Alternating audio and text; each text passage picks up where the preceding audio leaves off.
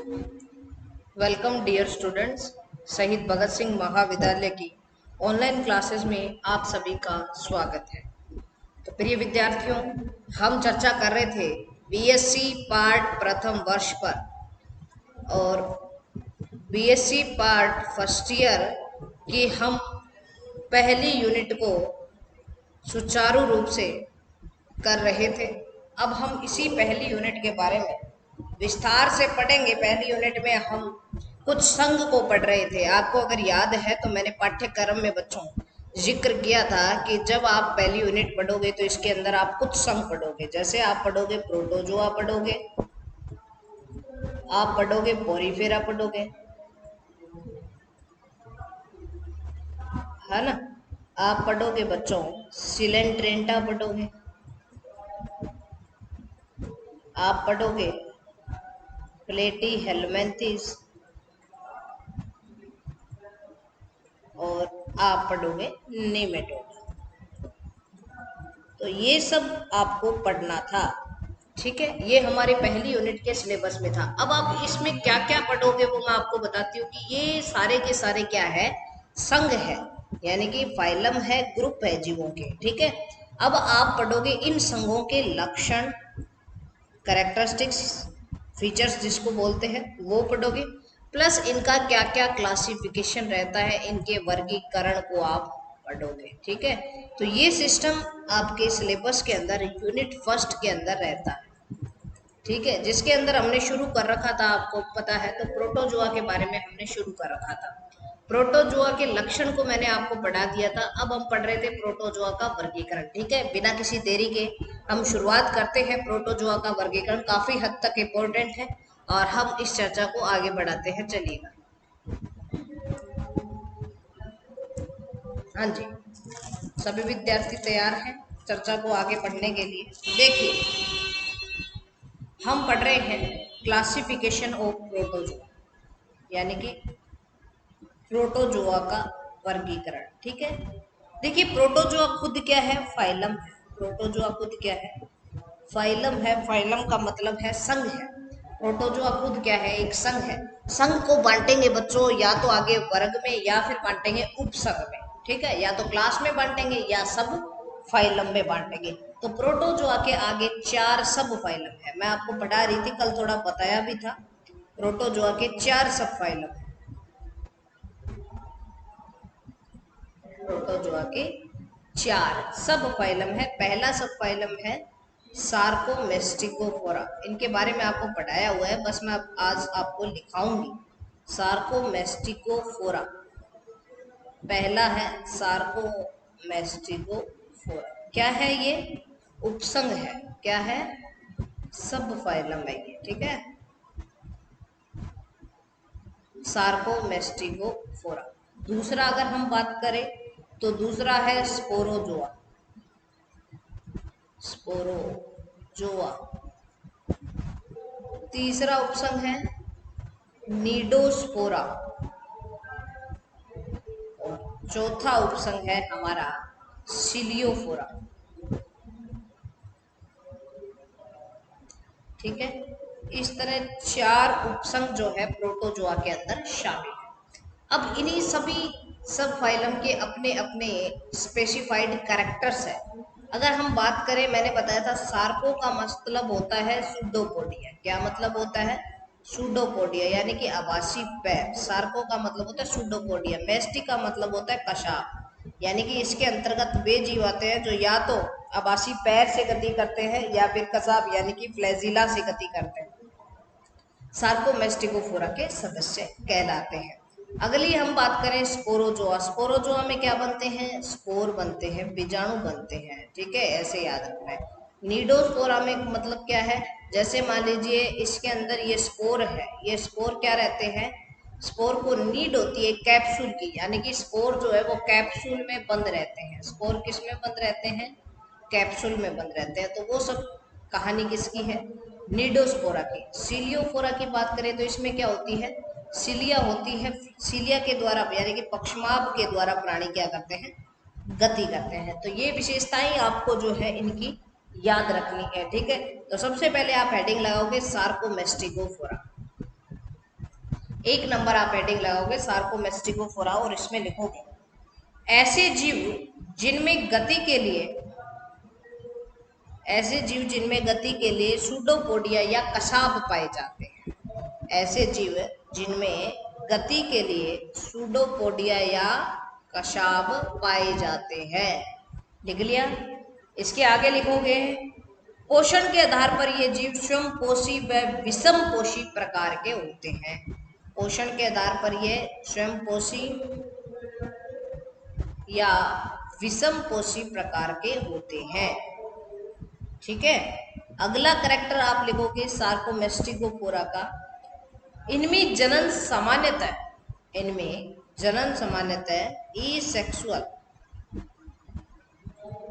Asexual यानी कि अलैंगिक जनन होता है, जो किसके द्वारा होता है? द्विविखंडन या बहुविखंडन के द्वारा। जो द्विविखंडन या बहुविखंडन के द्वारा होता है। ठीक है। पहला सार्कोमेस्टिकोफोरा जिसमें सूडोपोडिया या कसाब के द्वारा गति होती है। स्वयंपोषी या विषमपोषी प्रकार के ये हो सकते हैं। ठीक है। स्पोरोजोआ, अगली बात हम शुरू करते हैं स्पोरोजोआ की।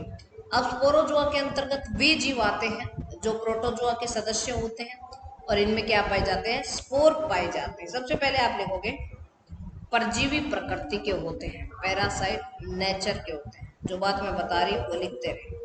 स्पोरोजोआ के सदस्य परजीवी प्रकृति के होते हैं। कैसी प्रकृति के होते हैं? परजीवी प्रकृति के होते हैं। जनन अंगों का इनमें क्या होता है? अभाव होता है। जनन अंगों का जननांग अभाव, जनन अंगों का क्या होता है? अभाव होता है। ठीक है। नेक्स्ट लिखोगे पोषण के आधार पर ये जीव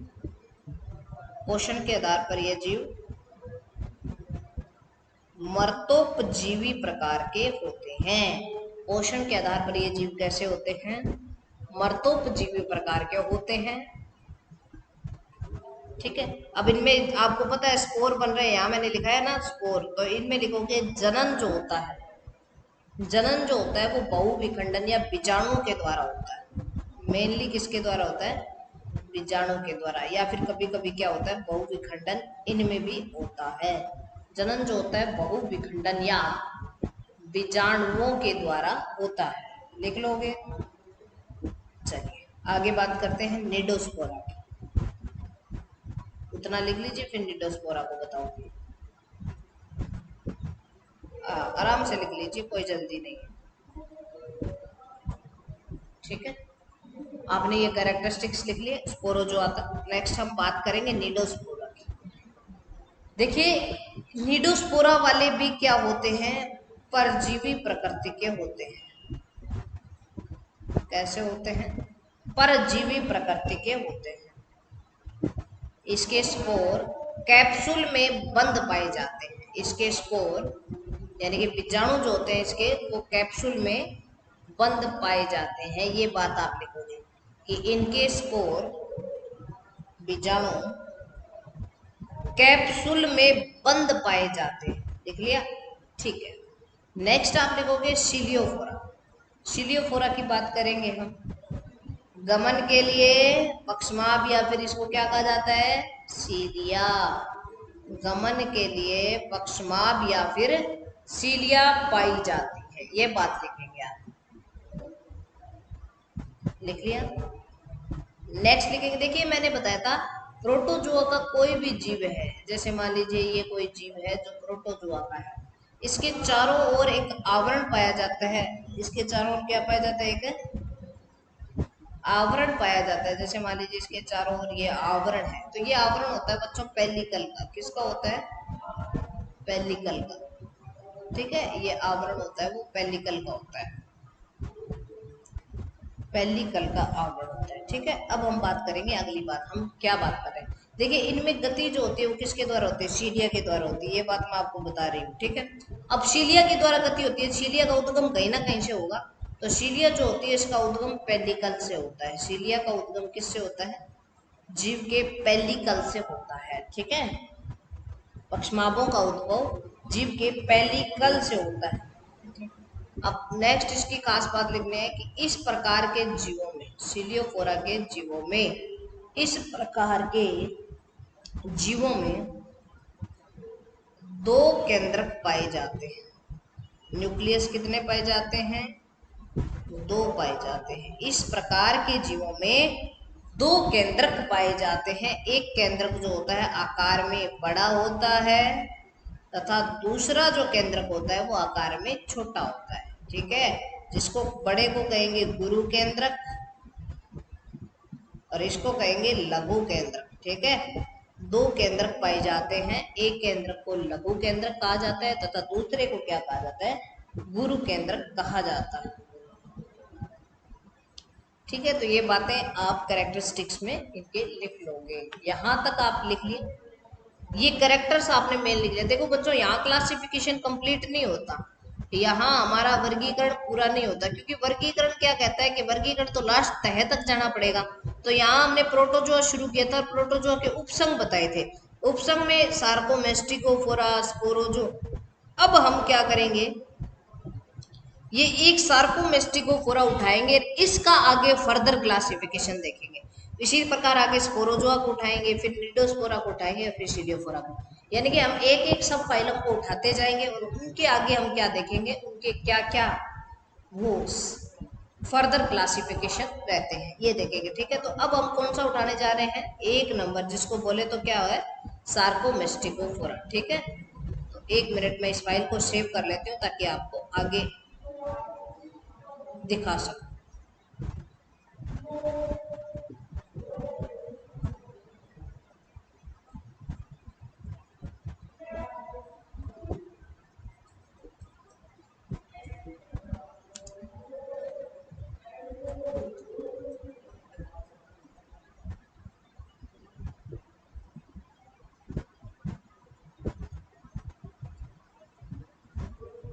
ठीक है, अब हम आगे चलते हैं, दूसरे सार्कोमेस्टिकोफोरा की बात करते हैं। चलिए, अब देखिए, हम बात कर रहे हैं पहले ही उपसंग की। जैसे यहां से देखिए, प्रोटोजोआ था। ठीक है, प्रोटोजोआ यानी कि संघ प्रोटोजोआ था हमारा। संघ प्रोटोजोआ को हमने बांटा उपसंघ में। और कौन सा उपसंघ पढ़ रहे हैं हम अभी? पहला उपसंघ पढ़ रहे हैं, जिसका नाम क्या है? सार्कोमेस्टिकोफोरा। साथ साथ में आप सुनते रहे, लिखते रहे, आपका टॉपिक जो है वो कंप्लीट हो जाएगा। सार्कोमेस्टिकोफोरा। ठीक है, तो ये है सबसे पहला हमारा उपसंघ किसका? प्रोटोजोआ का। अब हम इसका आगे फर्दर क्लासिफिकेशन देखेंगे। देखिए, इसके क्लासिफिकेशन को समझने के लिए मैं आपको बताती हूँ कि सार्कोमेस्टिकोफोरा को हम 3 सुपर क्लास में बांटेंगे। कितने क्लास में? 3 सुपर क्लास। एक मिनट बच्चों, रुकिए, थोड़ी सी लाइन बना लेती हूँ मैं।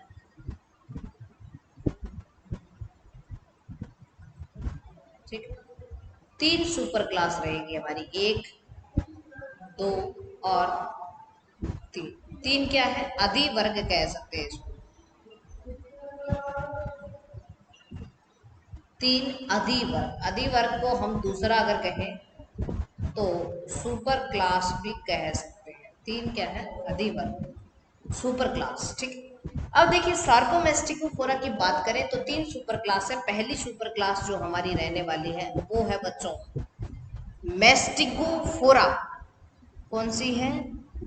मेस्टिकोफोरा। ये हमारी पहली सुपर क्लास है। कौन सी है? मेस्टिकोफोरा। दूसरी हमारी है ओपेलाइनेटा। ओपेलाइनेटा। और तीसरी हमारी रहने वाली है वो है सार्कोडाइना। कौन सी है? सार्कोडाइना। एक बात देखिए, आपको मैं तरीका बताती हूँ याद करने का। अगर आपको क्लासिफिकेशन याद करना है तो इसका सिंपल सा ट्रिक है कि सबसे पहले आपको क्या करना है कि जैसे एक चीज को बार बार इनको बोलना है। देखिए, आपको लगेगा कहीं ना कहीं कि ये रटने वाला सिस्टम हमें रटाया जा रहा है, लेकिन देखिए, इसका अर्थ क्लियर तो करना ही पड़ेगा, लेकिन इसके साथ साथ इसको रटना जरूर पड़ेगा, क्योंकि ऐसे नाम जो है सीधे याद नहीं रह सकते, तो इसलिए इसको बार बार बोलेंगे। जैसे प्रोटोजोआ बोल के हम ये बोलेंगे प्रोटोजोआ, सार्कोमेस्टिकोफोरा, स्पोरोजोआ, निडोस्पोरा, सिलियोफोरा। ठीक है, फिर सार्कोमेस्टिकोफोरा बोलकर हम बोलेंगे मेस्टिकोफोरा, ओपेलाइनेटा और सार्कोडाइना। मेस्टिकोफोरा, ओपेलाइनेटा और सार्कोडाइना। अब ये चीजें हम 2, 3 बार, 5, 10 बार जितनी बार बोलेंगे उतनी बार हमारे अभ्यास में आएगी, और जितनी अभ्यास में आएंगे हम इन चीजों को हमारे दिमाग के अंदर क्लियर कर पाएंगे। ठीक है, अर्थ यहाँ पर क्लियर कर लेंगे, कोई दिक्कत नहीं है। तो सार्कोमेस्टिकोफोरा हमारा पहला ही क्या है, उपसंघ है, जिसको हमने 3 सुपर क्लास में बांटा है। सबसे पहला मेस्टिकोफोरा। अब आपके दिमाग में क्लियर है कि जहां भी मेस्टी नाम आएगा तो वो जीव किससे गति करेंगे, कसाब के द्वारा गति करेंगे, अधिवर्ग मेस्टिकोफोरा। ठीक है, तो ऐसे जीव आते हैं जो किसके द्वारा गति करते हैं, कसाब के द्वारा गति करते हैं। अब कसाब के द्वारा गति करते हैं तो बच्चों इसका एक और अन्य नाम रख सकती हूँ मैं, फ्लैजिलेट। क्यों, क्योंकि कसाब को फ्लैजिला भी कहा जाता है, तो मेस्टिकोफोरा के सदस्यों को क्या कहा जाता है, फ्लैजिलेट भी कहा जाता है। ठीक है, अब इन प्राणियों की खास विशेषता ये कि ये स्वतंत्र जीवी हो सकते हैं, ये परजीवी हो सकते हैं। ठीक है, दूसरा ये क्या करते हैं, खुद भोजन भी बना सकते हैं और दूसरों पर भी डिपेंड रह सकते हैं। ठीक है, तो इसी के आधार पर इन फ्लैजिलेट प्राणियों को आगे 2 भागों में बांटा है। आगे कितने भागों में बांटा है, 2 भागों में बांटा है। सबसे पहला भाग हमारा रहने वाला है फाइटोमेस्टिकोफोरा। फाइटोमेस्टिकोफोरा, पहला भाग हमारा क्या है, फाइटोमेस्टिकोफोरा, और दूसरा है हमारा जूमेस्टिकोफोरा।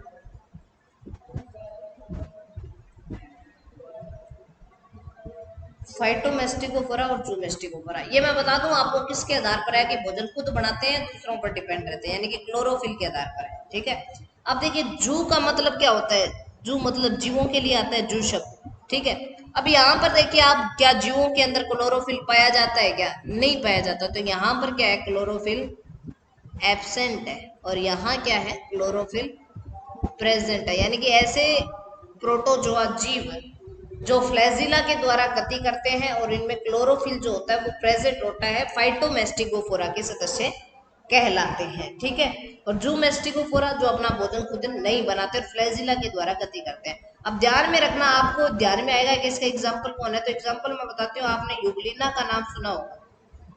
युगलिना के बारे में हम एक बात भी जानते हैं कि युगलिना को कहा जाता है पादप तथा जंतु जगत के बीच की कड़ी। पादप तथा जंतु के बीच की कड़ी, लिंक कहा जाता है। क्यों कहा जाता है, इसलिए कहा जाता है क्योंकि इसके अंदर क्या है, फाइटोमेस्टिकोफोरा का सदस्य है ये, तो क्लोरोफिल क्या है इनके अंदर प्रेजेंट है, और दूसरा क्या है, आता क्या है इसमें, प्रोटोजोआ में आ रहा है ये। यानी कि हम युगलिना की बात करें, युगलिना के अंदर जंतुओं जैसा ऐसा करेक्टर है कि ये चल सकता है, वृद्धि कर सकता है, जनन कर सकता है, तो ये सब करेक्टर्स तो यहाँ पर ये जंतुओं के आने लगे। और पादप का करेक्टर अगर इसमें देखें तो इसमें क्लोरोफिल प्रेजेंट है। इन दोनों के करेक्टर सामयिक तौर पर पाए जाने के कारण युगलिना को पादप तथा जंतु जगत के बीच की कड़ी कहा जाता है। तो ये चीज आप याद रखोगे, ठीक है, कोई दिक्कत नहीं है। तो यहाँ पर आप समझ पा रहे हो कि फाइटोमेस्टिकोफोरा और जूमेस्टिकोफोरा क्या है। ठीक है, चलिए आगे बढ़ते हैं हम ओपेलाइनेटा के बारे में। ठीक है, ओपेलाइनेटा में एक जीव याद रखना है आपको जिसका नाम है ओपेलाइना। क्या नाम है, ओपेलाइना। जैसे ये जीव है, मान लीजिए इस जीव के शरीर पर तिरछे पक्षमाप पाए जाते हैं, ओपेलाइना। ठीक है, ऐसा कोई जीव होता है, और इसमें आपको एग्जाम्पल याद रखना है ओपेलाइना, और शरीर पर क्या पाए जाते हैं, संपूर्ण शरीर पर तिरछे पक्षमाप। अब आप कहोगे कि मैम ये मेस्टी शब्द लिखाया आपने, लेकिन इसमें पक्षमाप क्या है, तो यही चीजें तो इसको डिफरेंट बनाती है जो आपको याद रखना है। ठीक है, तो इसके अंदर क्या पाए जाते हैं, पक्षमाप पाए जाते हैं। ओपेलाइना इसका एग्जाम्पल है।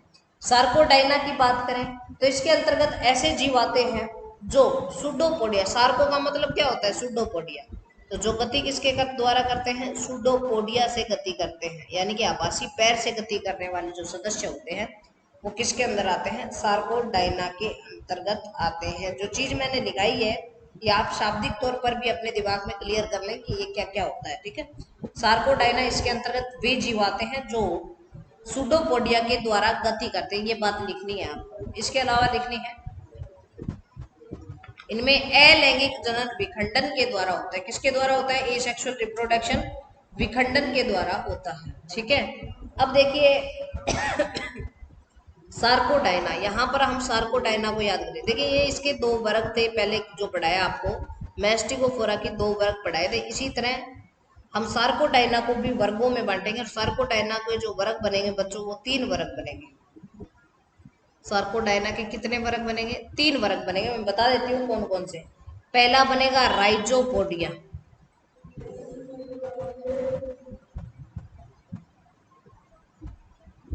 पहला वर्ग हमारा रहेगा कौन सा? राइजोपोडिया। दूसरा रहेगा हमारा पास्चरोप्लाज्मिया,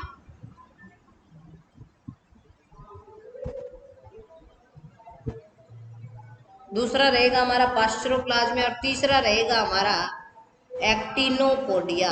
ठीक है, आप तीनों वर्ग के नाम लिख ले, किसी तरह का कोई डाउट नहीं रखना इसके अंदर, क्योंकि ये सारी की सारी चीजें आप ध्यान में रखना। प्रोटोजोआ का जो क्लासिफिकेशन है, ये जो क्लासिफिकेशन आप पढ़ रहे हो, ये क्लासिफिकेशन आपके एग्जाम के पहलू से लेकर 4 नंबर तक का क्वेश्चन आपके बना सकता है। तो आप इसको नोट करते रहे अपने रजिस्टर में। ऐसा ना हो कि कल को ये क्वेश्चन आए तो आप ये कहो कि ये क्या पूछ लिया हमसे, हम कैसे करेंगे इसको, ये तो बहुत हार्ड क्वेश्चन है। तो ऐसा कुछ नहीं होता। जब शब्दों का खेल है, अगर शब्द याद हो जाते हैं तो पूरी कहानी हमारे बस में होती है। तो आप इसको याद करोगे, कोई दिक्कत नहीं है। सार्कोडाइना को 3 वर्गों में बांटा गया है, जो आप सामने देख रहे हो, राइजोपोडिया, पास्चरोप्लाज्मिया और एक्टिनोपोडिया। ठीक है, इसको नोट करते रहे अपने रजिस्टर में। फिर हम इसके गुणों की बात करूंगी, मैं आपको इनके गुण लिखाऊंगी। ठीक है, ये 3 क्या है? क्लास भी कह सकते हैं इसको। ठीक है, 3 क्लास हो सकती है। चलिए नेक्स्ट आप लिखिए बच्चों इसमें कि हम बात करें राइजोपोडिया की। तो राइजोपोडिया के क्या कैरेक्टर्स होते हैं वो लिखोगे। आप हेडिंग लगा सकते हो राइजोपोडिया, और इसमें लिखोगे इनमें सरल प्रकार के प्रोटोजोआ जीव आते हैं। इनमें सरल प्रकार के प्रोटोजोआ जीव आते हैं। इनमें सरल प्रकार के प्रोटोजोआ जीव आते हैं।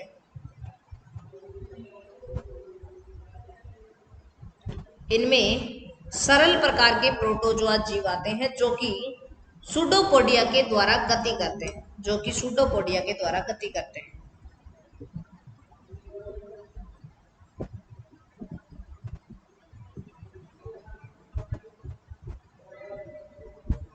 इनमें सरल प्रकार के प्रोटोजोआ जीव आते हैं जो कि सूडोपोडिया के द्वारा गति करते हैं।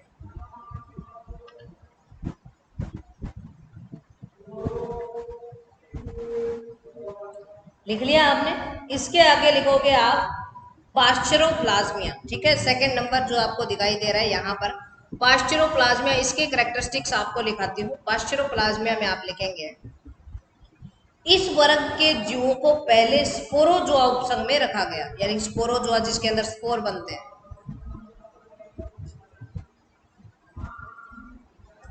इस उपसंग को पहले स्पोरोजोआ, इस वर्ग के जीवों को पहले स्पोरोजोआ उपसंग में रखा गया। इस वर्ग के जीवों को पहले स्पोरोजोआ उपसंग में रखा गया। बाद में स्पोर न बनने के कारण, स्पोर मतलब बीजाणु, बाद में बीजाणु ना बनने के कारण, बाद में बीजाणु ना बनने के कारण, बाद में बीजाणु ना बनने के कारण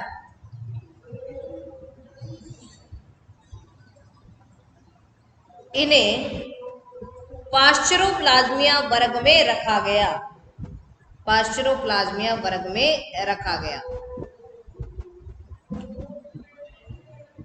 ये आरबीसी में परजीवी के रूप में पाए जाते हैं। देख लीजिए, ध्यान कीजिएगा, कहाँ पाए जाते हैं? आरबीसी में।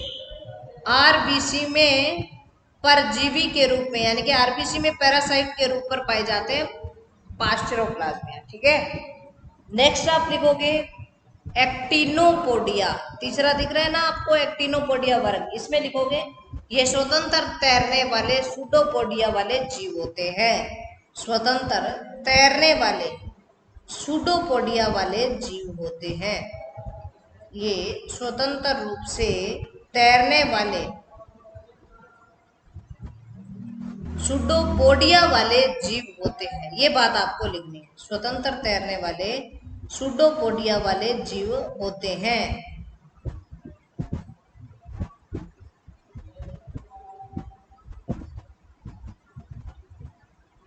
स्वतंत्र तैरने वाले सूडोपोडिया वाले जीव होते हैं।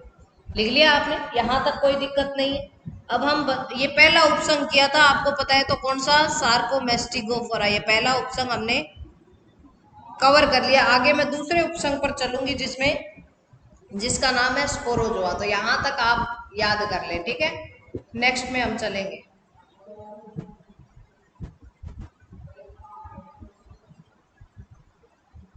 नेक्स्ट की हम बात करेंगे। ये फाइल हम सेव कर लेते हैं, फिर से आपको अगर दिखानी पड़े तो, ठीक है?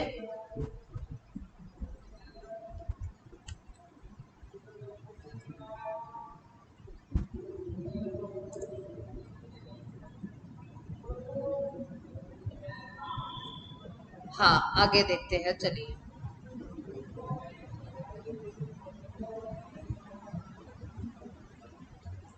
देखो, प्रोटोजोआ का पहला उपसंग सार्कोमेस्टिकोफोरा हमने पढ़ लिया। अब हम पढ़ेंगे स्पोरोजोआ। कौन सा पढ़ेंगे? स्पोरोजोआ।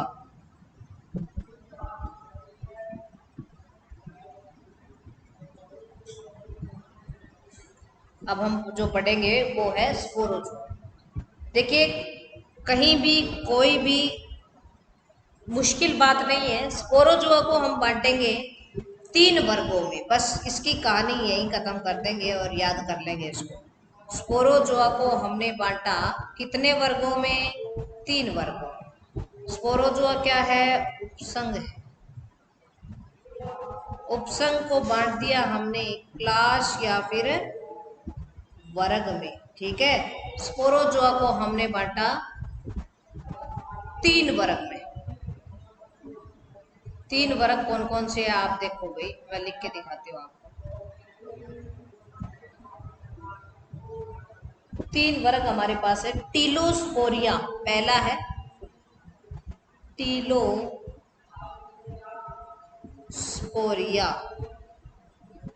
पहला है, टीलोस्पोरिया। दूसरा हमारा है टोक्सोप्लाज्मिया।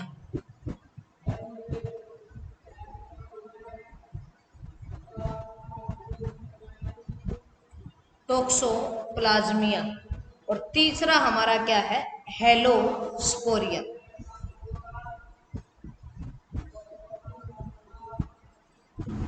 तीसरा हमारा है हेलोस्पोरिया, ठीक है? 3 क्लास हमारे पास है, टीलोस्पोरिया, टोक्सोप्लाज्मिया और हेलोस्पोरिया, ठीक है? सबसे पहले हम बात करें टीलोस्पोरिया की। टीलो का मतलब विसर्पण से ले लो आप। विसर्पण मतलब ब्लीडिंग, यानी कि ऐसे प्राणी जो विसर्पण के थ्रू गति करते हैं, ठीक है? विसर्पण यानी कि लुढ़क लुढ़क के जो गति करते हैं विसर्पण के थ्रू, ठीक है? ए सेक्सुअल और सेक्सुअल रिप्रोडक्शन पाया जाता है। ये करेक्टर आप साथ साथ में लिखते रहे, मैं दोबारा बोल के नहीं लिखाऊंगे बच्चों, ठीक है ना? विसर्पण के द्वारा गति करते हैं और एसेक्सुअल और सेक्सुअल रिप्रोडक्शन पाया जाता है। और ये जो टोक्सोप्लाज्मिया है, ये टॉक्सिन फैलाते हैं किसके अंदर?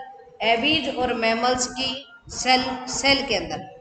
एवीज और मैमल्स में अंतःपरजीवी, ठीक है? एवीज मतलब पक्षियों में, मैमल्स मतलब स्तनधारियों में अंतःपरजीवी के तौर पर पाए जाते हैं टोक्सोप्लाज्मिया।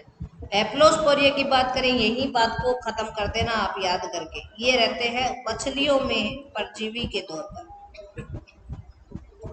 मछलियों में परजीवी के तौर पर। याद ना हो तो एक बार उतार ले अच्छे तरीके से, बाद में याद कर लेना। मछलियों में परजीवी के रूप में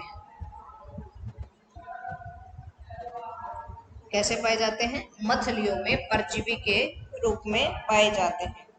टीलोस्पोरिया, टोक्सोप्लाज्मिया और हेप्लोस्पोरिया। ये हो गया किसका क्लासिफिकेशन? स्पोरोजोआ का। आप पढ़ रहे हो स्पोरोजोआ का क्लासिफिकेशन, ठीक है? नेक्स्ट हम पढ़ेंगे निडोस्पोरा का।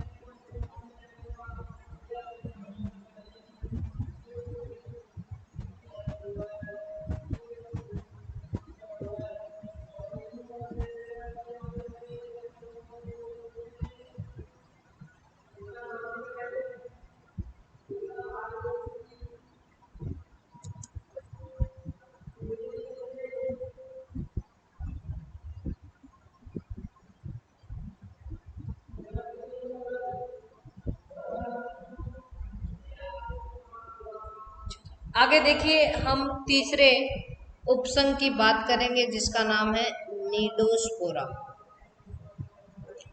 जिसके स्पोर बंद रहते हैं कैप्सूल में। कौन सा है?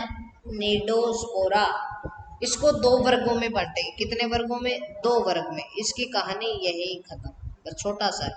दो वर्ग में बांटा गया। पहला है मिक्सोस्पोरिडा, पहला है मिक्सोस्पोरिडा,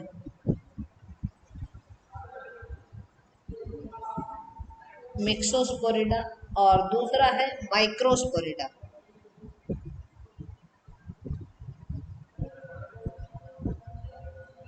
मिक्सोस्पोरिडा और दूसरा क्या है? माइक्रोस्पोरिडा।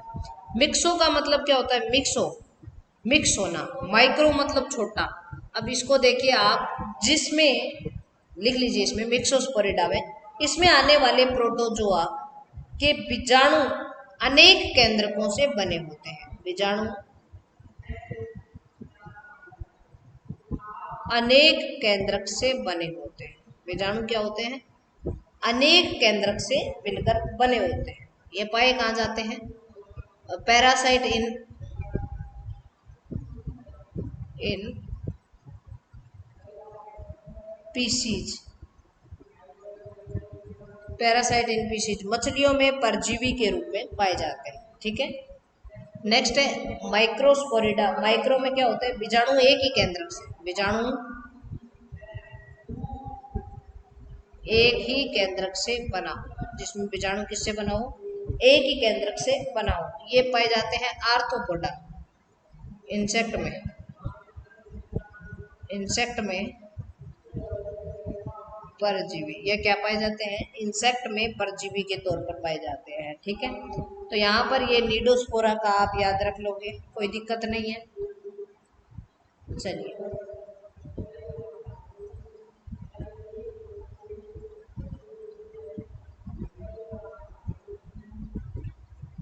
अब देखिए आगे हम लास्ट बात करेंगे। उपसंघ, अंतिम उपसंघ है हमारा, जिसका नाम क्या है? प्रोटोजोआ का अंतिम उपसंघ है, जिसका नाम क्या है? सीलियोफोरा। क्या नाम है? सीलियोफोरा। अंतिम उपसंघ किसका है? प्रोटोजोआ का अंतिम उपसंघ। इसको हम बांटेंगे चार उपसंघ में। पहला, दूसरा, तीसरा और चौथा। इसके कितने उपसंघ हैं? चार उपसंघ है। पहला है होलोट्राइका, होलोट्राइका, पेरीट्राइका, होलोट्राइका, पेरीट्राइका, सक्टोरिया, स्पाइरोट्राइकिया।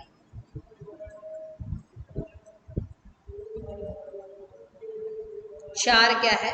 वर्ग है, क्लास है, चार क्लास है, चार क्लास है होलोट्राइका। होलो का मतलब होता है संपूर्ण, पूरे शरीर पर पक्षमाप, पूरे शरीर पर पक्षमाप। लिख लीजिए, पक्षमाप की स्थिति के आधार पर है ये। पूरे शरीर पर पक्षमाप होलोट्राइका। पेरीट्राइका विशेष क्षेत्रीय पक्षमाप।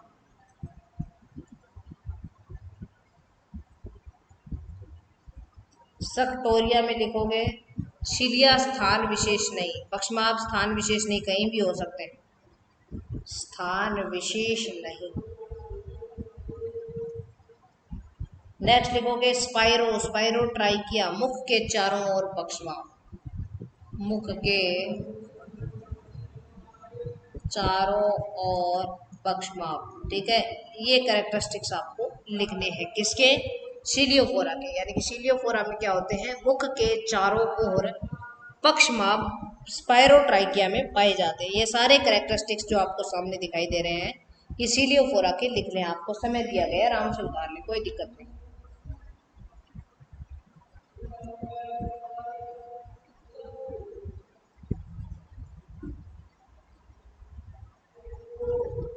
हाँ, उतार लें। ये क्लास आप कहाँ पर ले रहे हो? ये क्लास आप SBS महाविद्यालय, जो कि नौहर के अंदर है, उसके ऑनलाइन YouTube प्लेटफॉर्म पर आप क्लास ले रहे हो। ऑनलाइन यूट्यूब प्लेटफॉर्म पर पूरा सिलेबस जिस तरह से आपको करवाया जा रहा है, वह ये प्रयास इस कोविड की सिचुएशन में आपके लिए बहुत ज़्यादा लाभकारी साबित हो, इसी आशा के साथ हम निरंतर आपके साथ बने हुए हैं। और आप भी सहयोग बनाए रखें, इस क्लास को अपने सहपाठियों तक शेयर जरूर करें, ताकि इस YouTube प्लेटफॉर्म पर जो आपको शिक्षा मिल रही है, इसका फायदा आपके साथ साथ आपके मित्रगण भी उठा सकें और हमारा प्रयास सफल हो सके। ठीक है, तो ये आप ज़्यादा से ज़्यादा शेयर करेंगे क्लास को, जो भी विद्यार्थी इस क्लास को ले रहा है। ठीक है, सीलियो फोरा को आप आराम से लिख लीजिए, फिर हम आगे बात करेंगे। एक बार मैं सारा का सारा क्लासिफिकेशन आपको लिख के दिखा दूंगी ताकि आपके याद हो जाए। चले बच्चों, मेरे ख्याल से आपने लिख लिया होगा। चलिए,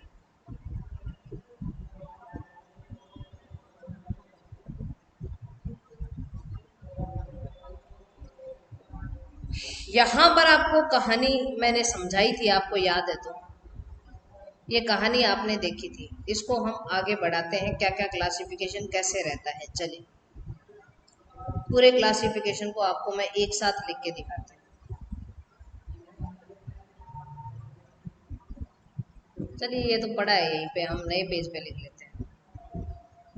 हम नया पेज निकाल लेते हैं। चलिए, प्रोटोजोआ का पूरा क्लासिफिकेशन आपको एक साथ लिख के दिखाती हूँ।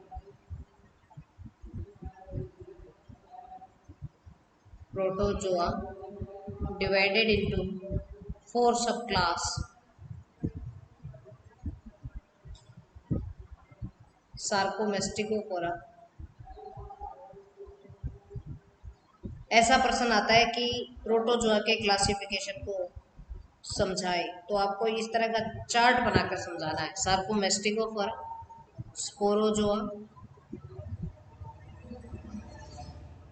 निडोस्पोरा, सीलियोफोरा। एक मिनट, थोड़ा सा भद्दा सा लिखा गया, इसको सही कर लें। सीलियोफोरा, ठीक। सीलियोफोरा की कहानी यही खत्म कर देते हैं, अभी ताजा पढ़ी हमने। 4 वर्ग है इसमें, 4 वर्ग है। पहला है होलोट्राइका, दूसरा पेरिट्राइका, तीसरा सक्टोरिया और चौथा स्पाइरोट्राइकिया।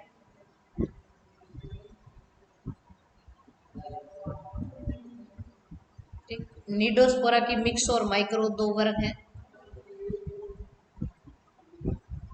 मिक्सोस्पोरिडा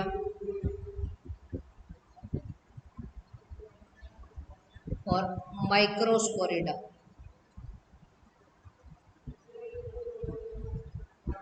माइक्रोस्पोरिडा, ठीक है।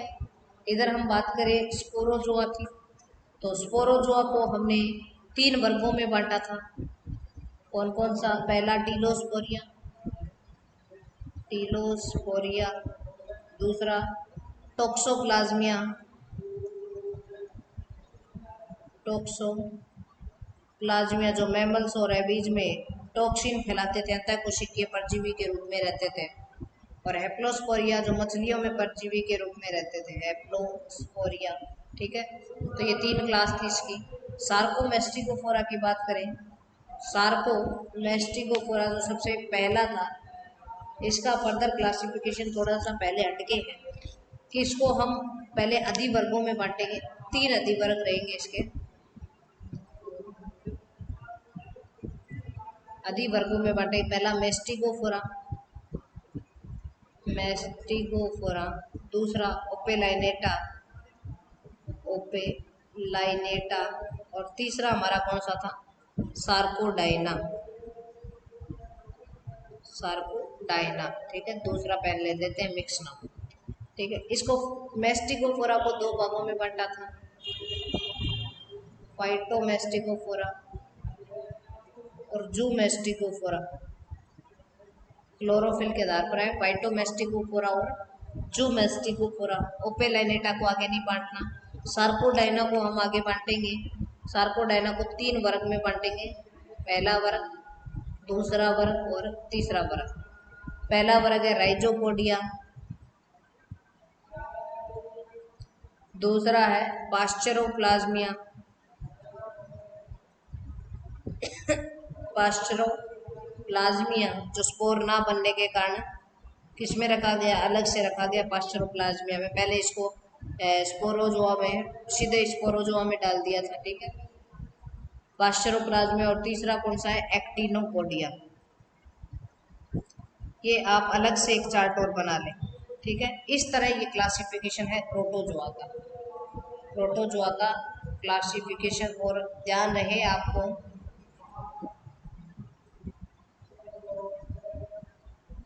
पूरे के पूरे 4 मार्क्स या 5 मार्क्स या फिर 3 मार्क्स के अंदर ये प्रश्न पूछ लिया जाता है। तो इस कारण आप इस प्रश्न को कंप्लीटली तैयार करेंगे कि प्रोटोजोआ का जो क्लासिफिकेशन रहता है वो किस प्रकार से रहता है। आपको सामने दिखाई दे रहा है, ये क्लासिफिकेशन है प्रोटोजोआ का, ये कंप्लीट याद कर लें। इसके बाद में हम पोरीफेरा पे बात करेंगे, वो हमारी चर्चा हम नेक्स्ट लेक्चर में रखेंगे। आज के लिए इतना ही। शहीद भगत सिंह कॉलेज की लाइव क्लासेस में मेरे साथ यानी कि अंकिता जोशी के साथ बने रहने के लिए बहुत बहुत धन्यवाद स्टूडेंट।